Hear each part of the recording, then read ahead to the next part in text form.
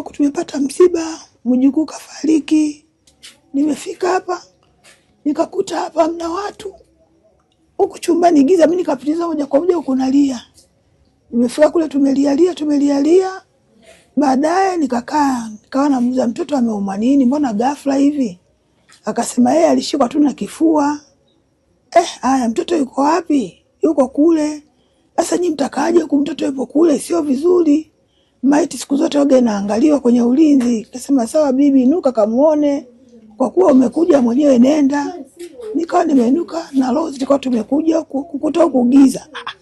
Nikamwambia Rose, washa simu tumulike. Basi nikawa namnyosha hapo kwa sababu binadamu akifariki kabla hajapoa huwa anakuwa tepetepe. Kwa hiyo akipoa anakauka. Nikaanza kumnyosha viungo vya miguu na mikononi. Sasa baadaye nimfunue nimweke kichwa vizuri. Kufunua hivi ndio nakuta pua hamna. Mimi nikaanza kupiga kelele, jamani njoni muone maajabu. Huko nalia, jamani maajabu, huko nalia, ndio akawa amekimbia watu kuja huko ndani. Kweli kuja kuangalia hapo pua ya mtoto haipo. Hiki kitendo nimekishangaa sana, nitangu nimefikia umri huo. Tukawa tumesikia kelele humo ndani. Yule mama na kutoka nje anapiga kelele, jamani njoneni muone maajabu haya. Yaani njoneni muone maajabu, kitendo kilichofanyika hiki, njoneni muone. Sasa anapiga kelele na huko analia, ikabidi sisi tukaondoka hapo kwenda sasa. Kufika ndo kumfuata mpaka ndani, ndo kutufunulia ile nguo. Hebu angalieni marehemu walivyomfanya kitendo hiki. Hiki kitendo ni sawa hiki. Kumfunua hivi ndio kuona amekatwa pua yote wameikata. Kwa kweli yani tuna masikitiko makali sana. Maana ni jambo ambalo hatujawahi ona. Japokuwa mimi nimefika umri huu na nimeota nywele mbili, sijawahi ona kitendo kama hiki. Nilipotoka hospitali, mwanangu alikuwa yuko salama na viungo vyake vyote. Tumefika tukampumzisha humo ndani.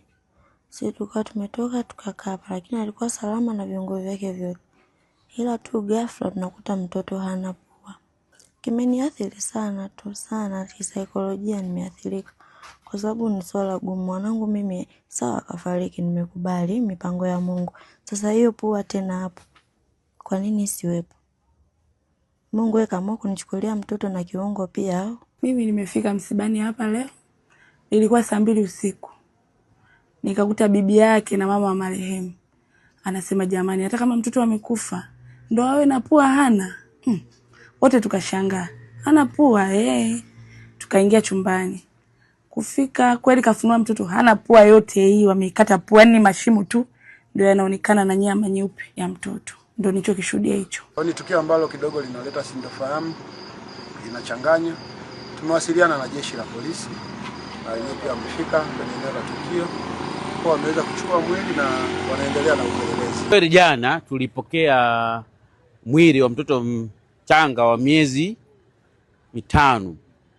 Mwili huu ulikuwa ni wa mtoto ambaye anaonekana pua yake imeondolewa kwa kukatwa na kitu chenye ncha